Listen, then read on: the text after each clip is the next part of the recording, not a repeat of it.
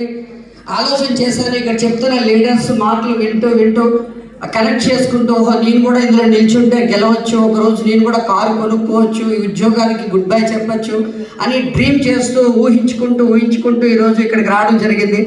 So దానికి hour great Mahaguruji మా సుబ్బయ్య శెట్టి గారు మాకు ఎంతో అంటే చెప్పలేము అంత సపోర్ట్ చేశారు. అంటే ఒక సామాన్య వ్యక్తికి సపోర్ట్ చేయడం అంటే అతను అప్పుడే చాలా బిజీ, సార్కి లాంగ్వేజ్ ప్రాబ్లం. ఇప్పుడు ఈరోజు చాలా బాగా మాట్లాడుతున్నారు తెలుగు. అప్పట్లో సార్ తెలుగు మాట్లాడితే మాకు అర్థమయ్యేది కాదు, 1-2 సార్లు సార్ ఏం చెప్పారు అలా అడుగుతుండే వాళ్ళు, చాలా ఇసుకించేవాళ్ళు. ఎంత కమిటెడ్ పర్సన్ అంటే నిజంగా సుబ్బయ్య గారు చెప్పిన మాటలు కదండి, సుబ్బయ్య గారిని చూస్తూ నడుచుకుంటూ వెళ్ళిపోతే మనకు సక్సెస్ దొరికిపోతుంది. సో సార్ నేను చేయగలనా, నేను సక్సెస్ కాకన్నా అడుగుతున్న ప్రతిసారి మాకు ధైర్యం చెప్పేవారు. ఎస్ వెంకటేష్ నువ్వు గెలుస్తావు, ఎస్ నువ్వు సాధిస్తావు అని చెప్తూ ఉన్నారు మాతో. ఒకసారి మాకు కమిట్మెంట్ ఇచ్చారు, ఇలాగా సార్ కొంతమందిని కలవాలి. అప్పుడు ఇలాంటి పెద్ద మీటింగ్లో చేసే స్థాయి కాదు, చిన్నగా అలా అడుగులు వేస్తాము. సార్ మాతో పాటు నంబరు ఫీల్డ్ చేశారు సార్. నిజంగా అతను పాదపద్మలకు మేము తెలియజేస్తున్నాము. సో సార్ నాకు టైం ఇచ్చారు, నేను వస్తున్నానని చెప్పారు. సరే సార్ వస్తున్నారని చెప్పేసి నేను వెయిట్ చేస్తున్నాను. ఆ రోజు రాణి వచ్చింది. సార్ వాల్వో బస్సు చెల్లూరుపేటలో దిగుతూ చూసిన వెంటనే సార్ నుంచి చాలా పెద్ద షాక్ అయ్యానండి. కాలుకి చూస్తే పెద్ద సిమెంట్ కట్టు, కాల్ ప్యాక్షన్. ఏం చెప్పదు సార్ నాకు సార్ బస్సు ఎవరికో తెలియదండి.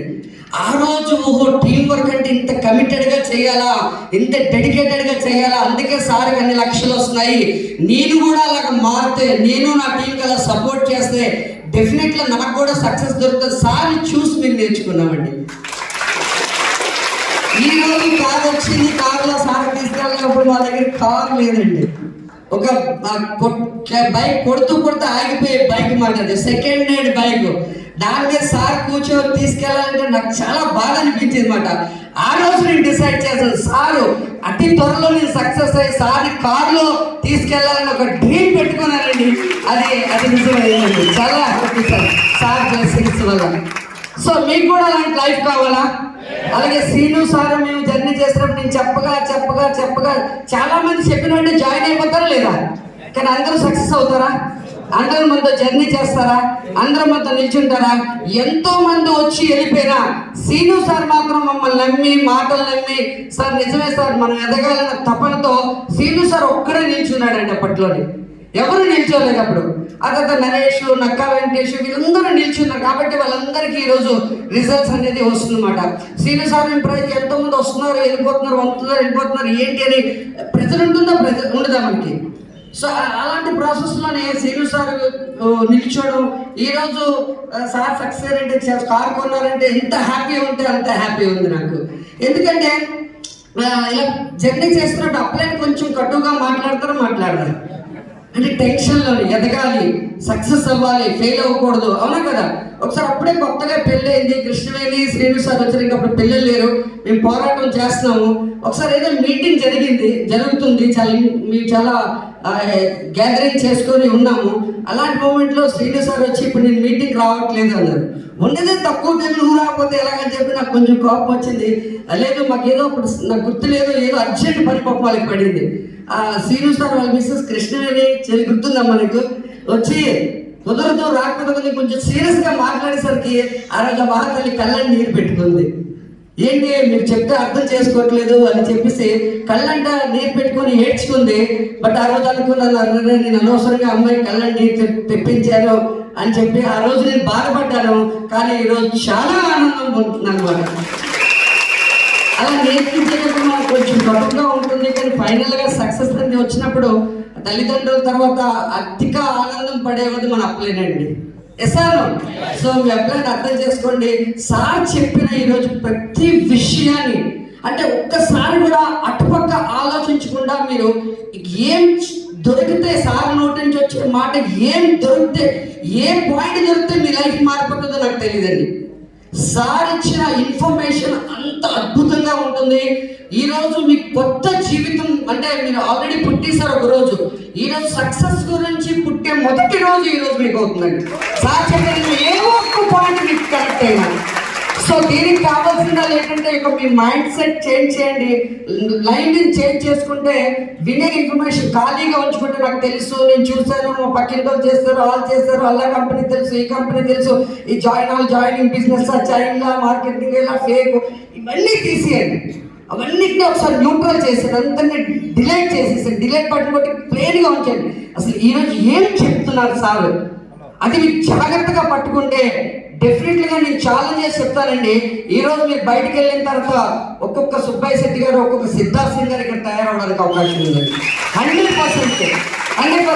మనం ఏమనుకుంటాం, నాకు కానీ ఒక అవకాశం వస్తే లైఫ్లో నేను అది చేసేస్తాను, ఇది చేసేస్తాను అనుకుంటాం అనుకోమా.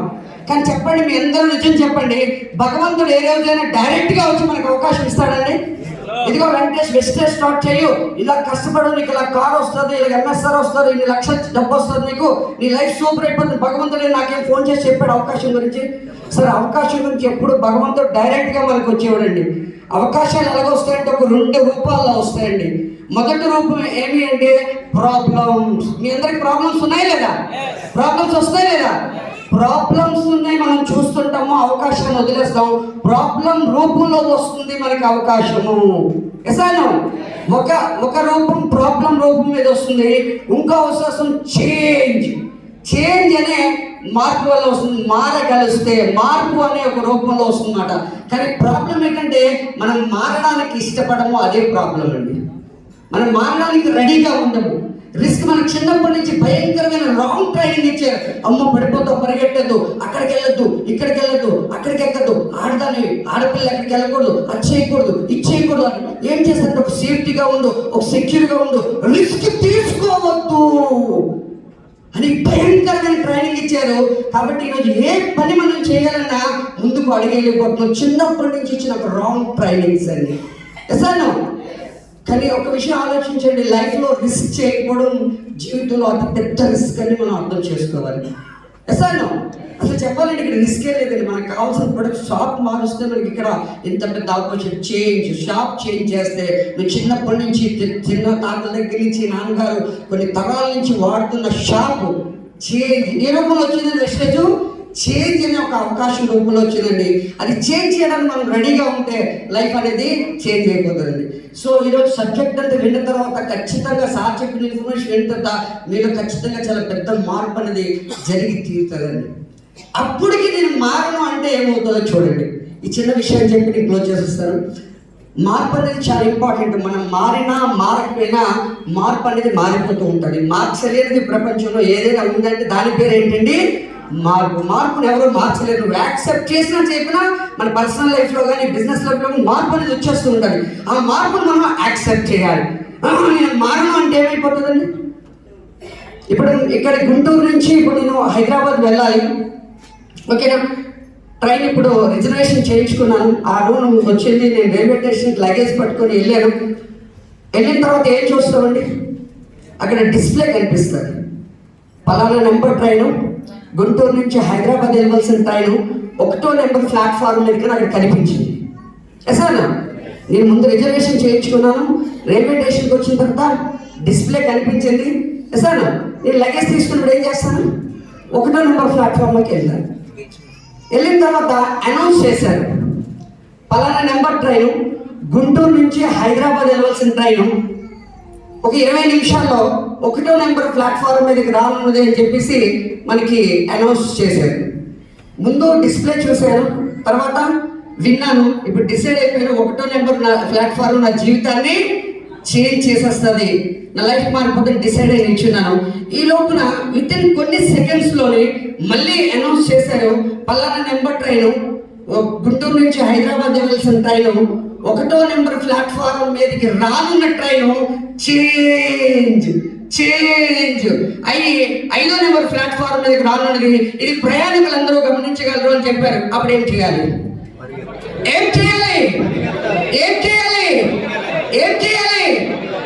నేను మారుడు ఇక్కడే ఉంటానంటే ట్రైన్ మిస్ అయిపోతాను. మై డియర్ ఫ్రెండ్స్, నేను చెప్పే ఉద్దేశం, భగవంతుడు అవకాశాలు మనకి ఇస్తాడు. ట్రైన్ అనేది ఒక ఆపర్చునిటీ, ఒక అవకాశము. ఆ అవకాశం వచ్చినప్పుడు అర్థం చేసుకుని దాన్ని ఎక్కగలిస్తే మన లైఫ్ ఖచ్చితంగా మారుతుంది.